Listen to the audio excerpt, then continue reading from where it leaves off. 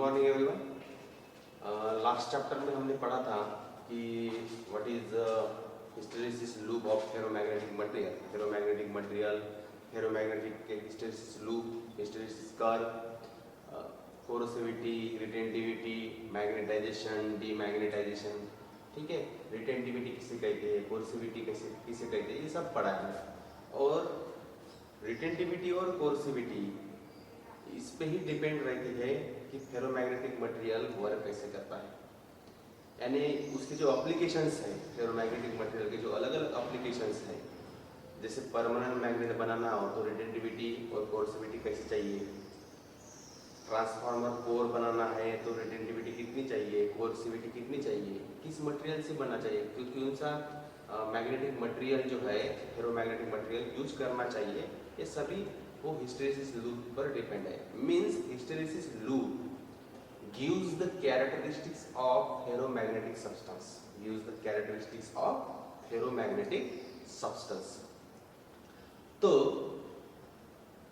दो generally ferromagnetic material है, जो फेमस फेरोमैग्नेटिक मटेरियल है वो है soft iron and steel.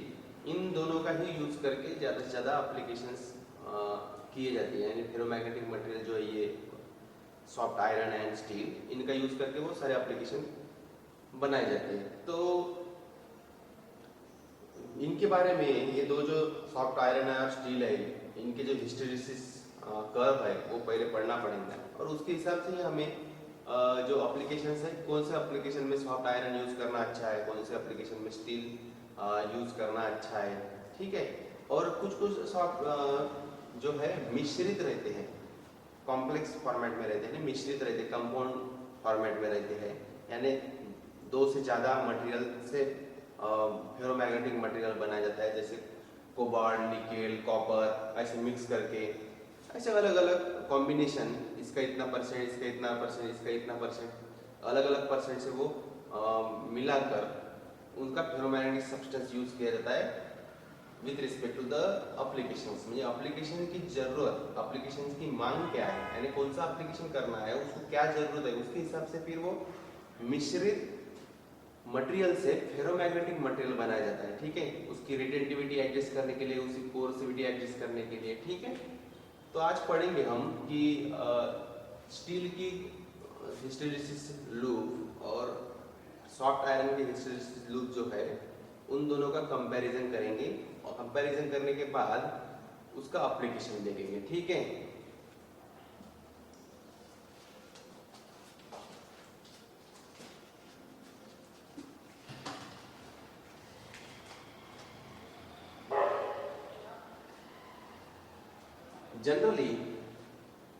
Generally पहले हम हिस्टेरेसिस जो लूप है,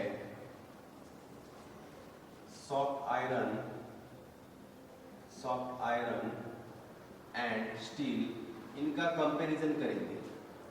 सॉफ्ट आयरन एंड स्टील, इनके हिस्टेरेसिस लूप का कंपैरिजन करेंगे। ठीक है, और इनके कंपैरिजन से फिर स्टडी करेंगे कि ये इनमें कितने डिफरेंट चीजें हैं, उनकी रिटेंटिविटी कितनी है, कोरोसिविटी कितनी है, स्टील की कितनी, सॉफ्ट आयरन की कितनी। ठीक है, so this is the XY axis. Along X axis we consider magnetizing field. Magnetizing field it is a applied field we apply on the ferromagnetic material, then that ferromagnetic material is magnetized, that is magnetization. Then on Y axis we consider the magnetization. ये क्या है, magnetisation, intensity of magnetization, या सिर्फ magnetisation भी कह सकते हो, magnetisation. ठीक है, अब मटेरियल पे आप मैग्नेटाइजिंग फील्ड अप्लाई कर रहे हो, और उसके ही हिसाब से मैग्नेटाइजेशन हो रहा है। मैग्नेटाइजेशन कैसे होगा, मटेरियल पे डिपेंड है कि मटेरियल कौन सा है। ठीक है, उसकी प्रॉपर्टी। ठीक है, तो वैसे वैसे वो मैग्नेटाइज होगा, मीन्स मैग्नेटाइजेशन होगा उस मटेरियल में। ठीक है, तो हिस्टेरेसिस लूप के बारे में हम लास्ट चैप्टर में हमने पढ़ा है। पर पहले अगर सॉफ्ट आयरन का अगर हिस्टेरेसिस लूप निकाले हम, तो वो ऐसा होता है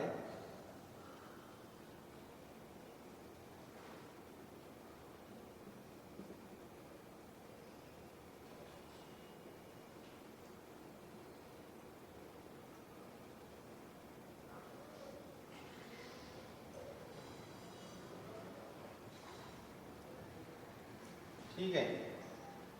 ये है आयरन का, ये है सॉफ्ट आयरन का हिस्टोलिसिस लूप। हिस्टोलिसिस लूप कैसे फॉर्म होता है? मैग्नेटाइजेशन और डीमैग्नेटाइजेशन प्रोसेस से वो हिस्टोलिसिस लूप कंप्लीट होता है, बराबर है। पहले मैग्नेटाइजेशन होता है, जैसे जैसे आपने मैग्नेटिक फील्ड यहाँ से जीरो से बढ़ाई इधर, तो यहाँ पे हमें मैक्सिमम सैचुरेटेड वैल्यू मिलती है, क्योंकि यहाँ पे सभी डायपोल जो है फेरोमैग्नेटिक मटेरियल के मैग्नेटाइज होते हैं। बाद में हम जब गाड़ी रिवर्स लेते हैं मैग्नेटाइजिंग फील्ड की, तो ये यहाँ से होता है ना, पहले ऐसे जाता है, पहले ऐसे होता है, तो यही इसी पाथ से वो वापस नहीं आता, लास्ट लेक्चर में पढ़ा है, वो दूसरा पाथ लेता है, ठीक है। और दूसरे पाथ से फिर जब हम मैग्नेटाइजिंग फील्ड जीरो करते हैं तो मैग्नेटाइजेशन जीरो नहीं होता है, मैग्नेटाइजेशन जीरो नहीं होता है, कुछ ना कुछ रेसिडुअल मैग्नेटिज्म जो है वो उसमें रिमेन रहता है। मींस मैग्नेटाइजेशन जो है कुछ ना कुछ उसमें रिमेन रहता है। क्यों? आपने मैग्नेटाइजिंग फील्ड जीरो कर दी, फिर भी कुछ ना कुछ अमाउंट में मैग्नेटाइजेशन जो है वो फेरोमैग्नेटिक मटेरियल में बाकी रहता है। तो उसे ही हम क्या कहते हैं? अगर इसको हम बी पॉइंट देते हैं तो इसे हम क्या कहते हैं? इस ओबी को, डेफिनेटली इस ओबी को क्या कहते हैं हम? Retentivity. Retentivity means the value of magnetization remain in ferromagnetic material when the magnetizing field is zero। Magnetizing field आपने जीरो की, एक्स एक्सिस जीरो कर दिया, पर वाई एक्सिस की वैल्यू जीरो नहीं हुई। ये देखो, जैसे जैसे यहाँ से यहाँ तक आया, ये यहाँ से यहाँ है, मीन्स वाई वैल्यू जो है, मैग्नेटाइजेशन जो वैल्यू है वो यहाँ तक आई, मीन्स इतनी वैल्यू बाकी है, बराबर है। और यहाँ से जब यहाँ आते हो आप, तब उसका मैग्नेटाइजेशन जीरो होता है। तो इस वैल्यू को, जैसे सी पॉइंट देते हैं हम, रिवर्स मैग्नेटाइजिंग फील्ड है, जैसे हम रिवर्स, बराबर है, ये एक्स एक्सिस है, माइनस एक्स है, ये प्लस एक्स है, बराबर है। जैसे मैग्नेटाइजेशन फील्ड जो जीरो से हम नेगेटिव रिवर्स डायरेक्शन में अप्लाई करते हैं, नेगेटिव मैग्नेटाइजिंग फील्ड जब अप्लाई करते हैं, तो ये जो मैग्नेटाइजेशन है, जो रिमेन मैग्नेटाइजेशन है, वो क्या होता है? जीरो हो जाता है, याद रखिए, बराबर। तो इस ओसी को हम कहते हैं कोर्सिविटी। कोर्सिविटी, ठीक है। अब कोर्सिविटी मीन व्हाट?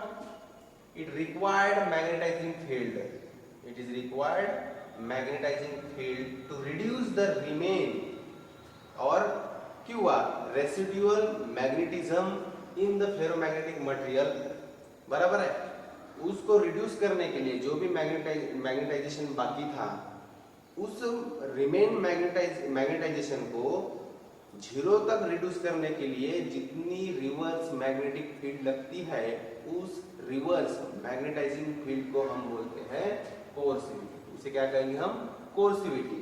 यहाँ से इतनी बाकी थी पहले, बराबर है। अब इतनी वैल्यू को जीरो करने के लिए हमने रिवर्स डायरेक्शन में मैग्नेटाइजिंग फील्ड अप्लाई की, कितनी मैग्नेटाइजिंग फील्ड लगी?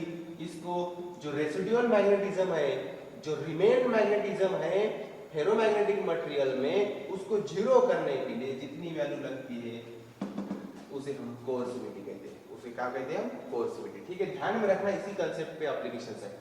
अब स्टील का निकालते हम,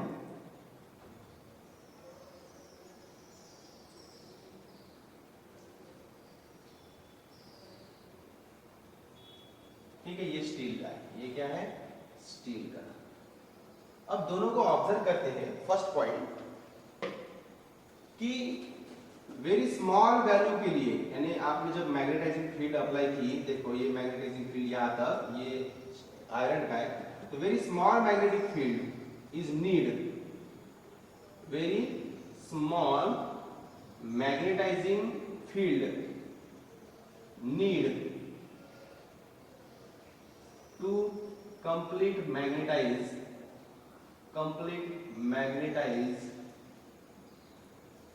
the soft iron।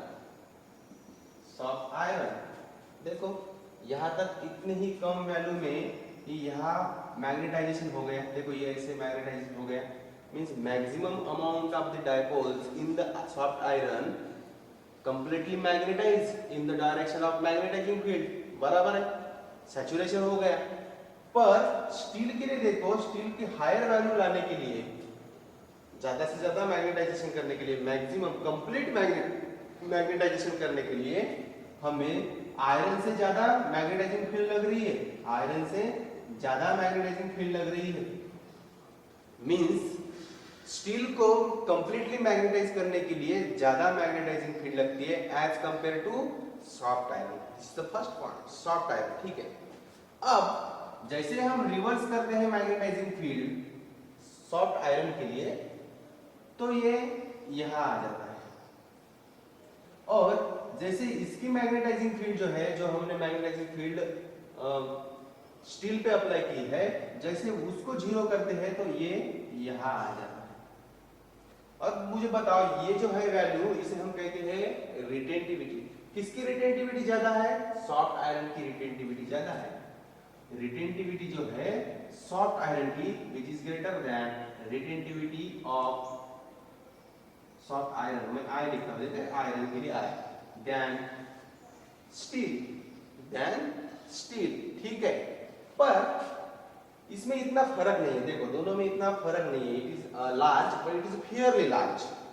स्टील में भी उतनी कम नहीं होती है रिटेंटिविटी, हाँ सॉफ्ट आयरन के कंपैरिजन में कम होती है, पर उतनी भी कम नहीं होती है। ठीक है, तो it is near about equal, not equal but it is fairly large. It is large, it is fairly large. ठीक है, as compare to the soft iron. इस सॉफ्ट आयरन से रिटेंटिविटी कम होती है स्टील की, ये पॉइंट ध्यान में रखना है कि स्टील की जो रिटेंटिविटी है सॉफ्ट आयरन से कम होती है। ठीक है, बाद में अब देखो, अब जो ये मैग्नेटिज्म रिमेन मैग्नेटिज्म है सॉफ्ट आयरन का, उसे कंप्लीटली डीमैग्नेटाइज करने के लिए, यानी उसको जीरो करने के लिए हमें रिवर्स मैग्नेटाइजिंग फील्ड अप्लाई की है, तो इतनी लग रही है, यानी मींस बट सॉफ्ट आयरन की रिमेन मैग्नेटिज्म भला ही कम है। सॉफ्ट आयरन सॉरी स्टील की जो है, स्टील की जो सॉफ्ट मैग्नेटिज्म है, रिमेन मैग्नेटिज्म है स्टील में जो मैग्नेटिज्म बाकी है, मैग्नेटाइजेशन जो बाकी है, वो आयरन से कम है, आयरन से कम है। पर उसको जीरो लाने के लिए, उसके जो रिमेन मैग्नेटिज्म है जीरो लाने के लिए मैग्नेटाइजेशन, जो रिवर्स मैग्नेटाइजेशन फील्ड है, वो आयरन से ज्यादा लग रही है, means the steel is not easily destroy their magnetism. Steel as compare to the soft iron not easily destroyed their magnetism. अब सपोज आपने मैग्नेटिक फील्ड अप्लाई की, सॉफ्ट आयरन पे की और स्टील पे की। सॉफ्ट आयरन जल्दी ही मैग्नेटाइज हो गया as compare to the steel, बराबर है। जल्दी कौन होता है मैग्नेटाइज? सॉफ्ट आयरन जल्दी मैग्नेटाइज होता है as compare to the steel, क्योंकि देखो स्टील के लिए इतनी वैल्यू लग रही है तो सॉफ्ट आयरन के लिए इतनी लग रही है। बट जैसे आप रिवर्स ऑर्डर में उसको डीमैग्नेटाइज कर रहे हो, तो किस में ज्यादा वैल्यू बची है? आपने मैग्नेटाइजिंग जो फील्ड है उसको जीरो कर दिया, उसको क्या कर दिया? जीरो कर दिया। जीरो करने के बाद हमने देखा कि मैग्नेटाइजेशन जो है सॉफ्ट आयरन में ज्यादा रिमेन है एज कंपेयर टू स्टील। अब मुझे बताओ, इसमें कम मैग्नेटाइजेशन बचा है, इस सॉफ्ट आयरन में ज्यादा मैग्नेटाइजेशन बचा है, तो ये जल्दी डीमैग्नेटाइज होना चाहिए, जीरो तक जल्दी आना चाहिए as compare to soft iron. पर ऐसा हो रहा है क्या? नहीं, मैक्सिमम वैल्यू जल्दी जीरो हो रही है और कम वैल्यू लेट जीरो हो रही है। इसका मतलब क्या है कि स्टील अपना मैग्नेटिज्म इजीली नहीं छोड़ रहा है, वो पकड़ के रख रहा है। मींस स्टील की जो कोर्सिविटी है,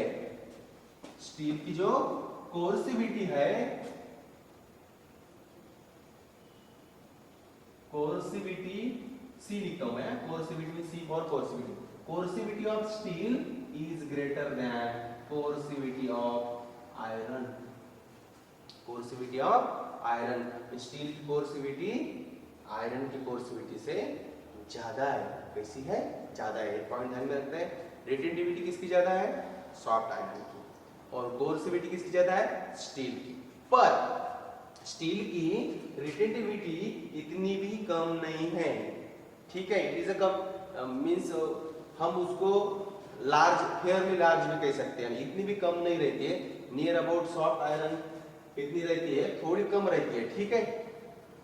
आपको अगर क्वेश्चन आया कि किसकी रिटेंटिविटी ज्यादा है तो आप डेफिनेटली सॉफ्ट आयरन कह सकते हो, ठीक है। पर एक्सपेरिमेंटली अगर हमें दोनों में से कौन यूज करना चाहिए किसी एप्लीकेशन में, तो हम उस टाइम पे ये एक बात ध्यान में रख सकते हैं कि स्टील की जो रिटेंटिविटी है इतनी भी कम नहीं रहती, it is fairly large, it is large, ठीक है। सो अब this is all about the retentivity and कोर्सिविटी of soft iron and steel, ठीक है। थर्ड पॉइंट, रिटेंटिविटी हो गई, कोर्सिविटी हो गई, थर्ड पॉइंट देखो, area of this soft iron under the curve is very small as compared to the area under the curve of the steel. Steel का जो hysteresis area है वो ज्यादा रहता है, means area of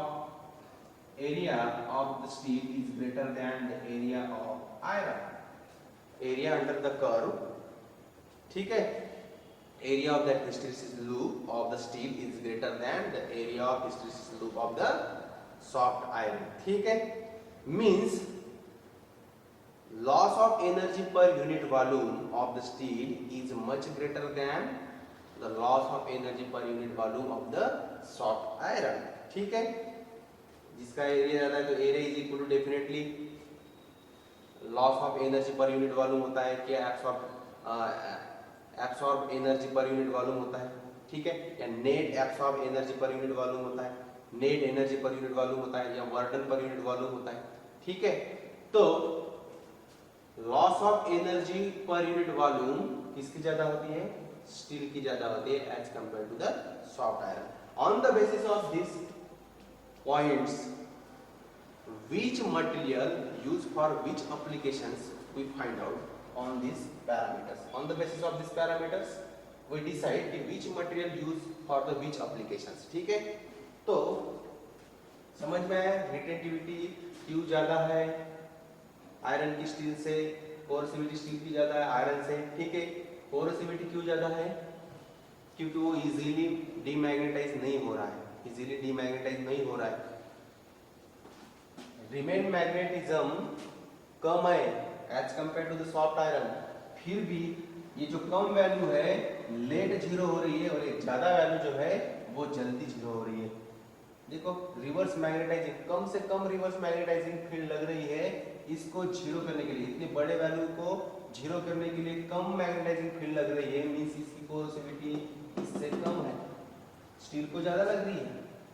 definitely steel को magnetise करने के लिए भी ज्यादा मैग्नेटाइजिंग फील्ड लगती है as compare to soft iron, और उसका जो टोटल मैग्नेटाइजेशन है उसको कंप्लीटली जीरो करने के लिए भी रिवर्स मैग्नेटाइजिंग फील्ड ज्यादा लगती है, मींस पोरोसिविटी ज्यादा रहती है स्टील की, ध्यान में रखना है बात, ठीक है। अब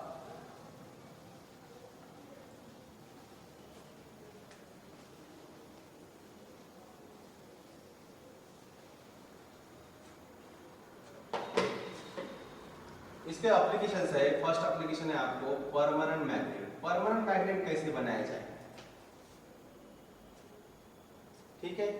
परमानेंट जो मैग्नेट है किस मटेरियल से बनाया जाए, यानी किस आधार पर कौन सा मटेरियल चूज करे कि परमानेंट मैग्नेट बनाएगा इसका। तो डेफिनेटली परमानेंट मैग्नेट बनाने के लिए रिटेंटिविटी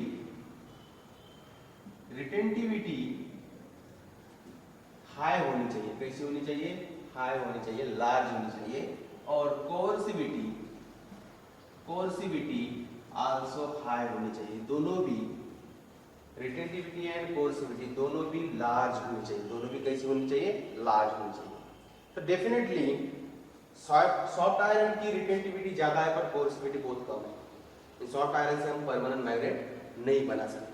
पर स्टील की कोर्सिविटी तो बहुत ज्यादा है, पता है आपको कि बहुत ज्यादा रिवर्स मैग्नेटाइजिंग फील्ड लगी थी हमें मैग्नेटिज्म जो है, रिमेन मैग्नेटिज्म जो है उसको जीरो करने के लिए मीन्स उसकी कोरोसिविटी ज्यादा है।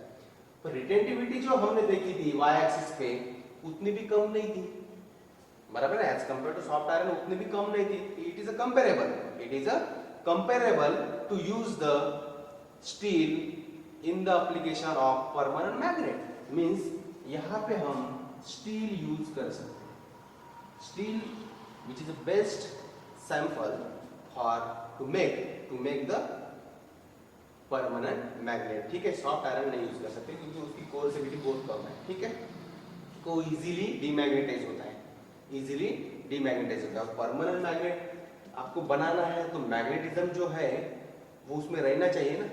आपने किसी को मैग्नेटाइज कर दिया और उस मैग्नेटिक फील्ड निकाल ली तो वो फिर भी मैग्नेटाइज रहना चाहिए ना, तभी उसको हम परमानेंट मैग्नेट बोलेंगे। ठीक है, परमानेंट मैग्नेट के कुछ एग्जांपल्स है। कोबाल्ट स्टील से बनाए हैं पर कुछ मिश्रित सब्सटेंस से बनाए हैं। तो फर्स्ट है कोबाल्ट स्टील। ठीक है, यानी रिटेंटिविटी और कोर्सिविटी हाई करने के लिए अलग अलग मटेरियल यूज करके उनको मिश्रित किया और उससे परमानेंट मैग्नेट बनाया। क्यों मिश्रित किया अलग अलग सब्सटेंस को?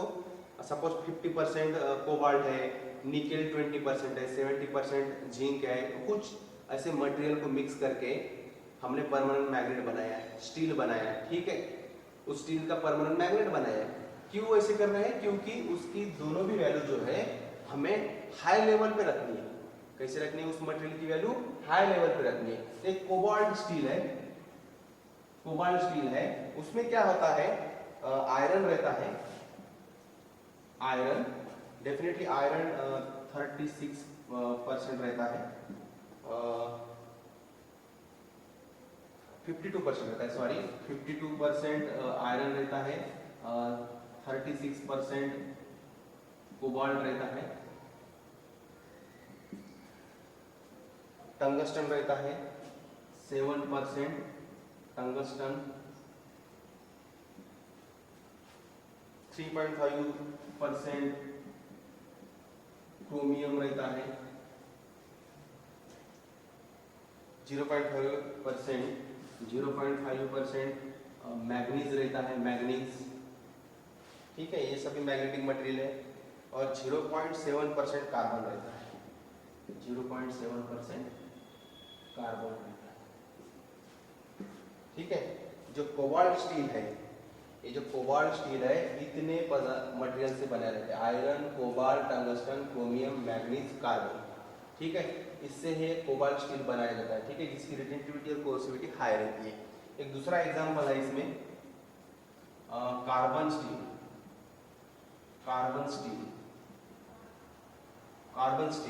स्टील में 98% आयरन रहता है, 0.86% कार्बन रहता है और 0.9% मैग्नीज रहता है। ठीक है, इससे ये कार्बन स्टील बनाई रहती है। और थर्ड इसका एग्जांपल जो है वो है अलॉय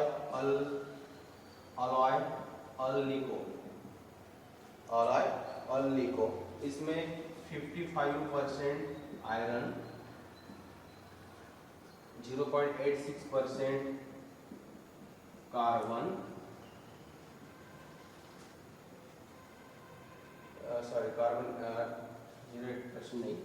10% एल्यूमिनियम, ठीक है, 17% निकेल और 12% कोबाल्ट एंड 6% कॉपर। ठीक है, इतने मटेरियल से इतने परसेंट में वो मटेरियल रहता है इस अल्निको में। तो ये this are the best permanent magnet materials. ठीक है, कोबाल्ट स्टील, कार्बन स्टील और अल्निको। ठीक है, ये जो कार्बन स्टील है, इन तीनों में ये कार्बन स्टील जो है ये इफेक्टिव है, ज्यादा इफेक्टिव। तीनों भी इफेक्टिव है पर कार्बन स्टील का रिजल्ट बेस्ट है। इससे हम गुड परमानेंट मैग्नेटिक मटेरियल्स बना सकते हैं। ठीक है, इट इज ऑल स्टील्स। ठीक है, तो अलग अलग परसेंट का अलग अलग मटेरियल है, उससे वो फ्यूज करके मिक्स करके बनाया जाता है वो स्टील, और वो स्टील की रिटेंटिविटी और कोर्सिविटी हाई रहती है। ठीक है, डेफिनेटली, और use for the permanent magnet. बाद में है इसका नेक्स्ट एप्लीकेशन जो है इलेक्ट्रोमैग्नेट। फर्स्ट था वो था परमानेंट मैग्नेट, बाद में है इलेक्ट्रोमैग्नेट। इलेक्ट्रोमैग्नेट, तो इलेक्ट्रोमैग्नेट बनाने के लिए डेफिनेटली रिटेंटिविटी हाई चाहिए, रिटेंटिविटी हाई चाहिए, और कोर्सिविटी जो है कोर्सिविटी लो चाहिए। कोर्सिविटी कितनी चाहिए? लो चाहिए। और रिटेंटिविटी हाई और कोर्सिविटी लो किसमें रहती है? सॉफ्ट आयरन में रहती है। इसका एग्जांपल है सॉफ्ट आयरन। सॉफ्ट आयरन से इलेक्ट्रोमैग्नेट बनाया जाता है। ठीक है, ठीक है, क्यों? क्योंकि इसका जो हिस्टेरेसिस जो है वो नैरो रहता है। इसका हिस्टेरेसिस लूप कैसे रहता है? नैरो रहता है। ठीक है, में एनर्जी लॉस होती है, जल्दी डीमैग्नेटाइज होता है, मैग्नेटाइजेशन जो है रिमेन रेसिडुअल मैग्नेटिज्म जो है वो इजीली जीरो हो जाता है। ठीक है, तो इसलिए हम इलेक्ट्रोमैग्नेट बनाने के लिए, ये परमानेंट मैग्नेट नहीं है, इलेक्ट्रोमैग्नेट, यानी जब यूज होगा तो हम इलेक्ट्रोमैग्नेट तैयार करेंगे, उसको अप्लाई करेंगे, उसके एप्लीकेशन करेंगे।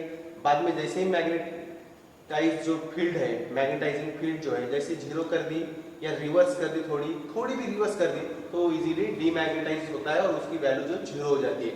मैग्नेटाइजेशन की जो वैल्यू है वाई एक्सिस की, ये जो वैल्यू है ये इजीली जीरो हो जाती है। हमने पढ़ा है कि बहुत कम value, reverse value of the magnetizing field, वो मैग्नेटिज्म जो है, मैग्नेटाइजेशन जो है वो इजीली क्या होता है? जीरो हो जाता है। ठीक है, मींस इसका जो मैग्नेटिज्म है इजीली जीरो हो जाता है, स्टील का नहीं होता इजीली। ठीक है, उसको वो ज्यादा मैग्नेटाइजिंग फील्ड की जरूरत पड़ती है। ठीक है, और थर्ड जो है, इसको मैं क्यों हम कोर्सिविटी लो लिख रहे हैं कि सॉफ्ट आयरन क्यों यूज कर रहे हैं? क्योंकि उसकी कोर्सिविटी कम है। कोर्सिविटी में कम होने यानी क्यों? क्योंकि इजीली उसकी जो रिमेन मैग्नेटिज्म है, रिमेनिंग मैग्नेटाइजेशन जो है वो इजीली क्या होता है? जीरो हो जाता है, reduce to the zero value. क्योंकि इलेक्ट्रोमैग्नेट को हम हमेशा के लिए मैग्नेटाइज करके नहीं रख सकते ना। जब यूज होगा उसको मैग्नेटाइज करेंगे, उसको अप्लाई करेंगे, उसका एप्लीकेशन करेंगे, बाद में डीमैग्नेटाइज करेंगे। तो ऐसे इलेक्ट्रोमैग्नेट हम के लिए सॉफ्ट आयरन यूज करते हैं। और थर्ड है ट्रांसफार्मर कोर्स।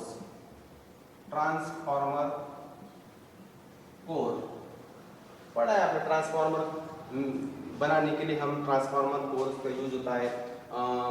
बड़ी बड़ी चीजें उठाने के लिए भी ये यूज होता है। जब बड़ी चीज उठानी हो, हम क्या करेंगे? मैग्नेटाइजिंग फील्ड अप्लाई करेंगे उस ट्रांसफार्मर कोर पर या उस इलेक्ट्रोमैग्नेट पर, तो क्या होता है? वो मैग्नेटाइज होगा तो उसका मैग्नेटाइजेशन कैसा है? ज्यादा है। सॉफ्ट आयरन का स्टील से मैग्नेटाइजेशन कैसा है? ज्यादा है। आपने कर्व में पढ़ा है, रिटेंटिविटी भी ज्यादा है, उसका मैग्नेटाइजेशन जो है, सैचुरेशन वैल्यू जो है ज्यादा है। तो मैक्सिमम अमाउंट में, स्टील से भी मैक्सिमम अमाउंट में वो मैग्नेटाइज होता है। तो हमें मैग्नेटाइजेशन की जरूरत है। फिर किसी चीज को उठाने के लिए जो मैग्नेटिक मटेरियल से बनी है, उस चीज को उठा के वो एक जगह से दूसरी जगह रख सकता है। रखने के बाद, काम होने के बाद उसको डीमैग्नेटाइज करना है तो स्टील नहीं चाहिए ना। स्टील जल्दी डीमैग्नेटाइज नहीं होता, कौन होता है? सॉफ्ट आयरन ही होता है। इसलिए इलेक्ट्रोमैग्नेट और ट्रांसफार्मर कोर जो है यूज होते हैं इन दोनों एप्लीकेशन में, क्योंकि वो काम होने के बाद इजीली डीमैग्नेटाइज होता है। छोटी ज्यादा फील्ड लगती है, कम से कम मैग्नेटाइजिंग फील्ड लगती है, रिवर्स मैग्नेटाइजिंग फील्ड लगती है, उसको जीरो, उसका मैग्नेटाइजेशन जीरो करने के लिए, बराबर है। तो ट्रांसफार्मर कोर में भी सॉफ्ट आयरन यूज किया जाता है। सॉफ्ट आयरन यूज किया जाता है। ठीक है, और ये इसका एग्जाम्पल आल्सो है म्यूमेटल। म्यूमेटल ये जो बना है 76% nickel, 76% nickel, 17% iron, 5% copper, 5% copper and 2% chromium. Chromium. इस मिश्रित पदार्थों से वो म्यूमेटल, जो सॉफ्ट आयरन है, म्यूमेटल बनाया जाता है और ये म्यूमेटल ट्रांसफार्मर कोर में लगाया जाता है, जिसकी रिटेंटिविटी हाई रहती है, कोर्सिविटी क्या रहती है, लो रहती है। यहाँ पे भी ये बनाने के लिए भी रिटेंटिविटी हाई चाहिए और कोर्सिविटी लो चाहिए, और इसका रीजन मैंने अभी बताया। ठीक है, तो this is all about the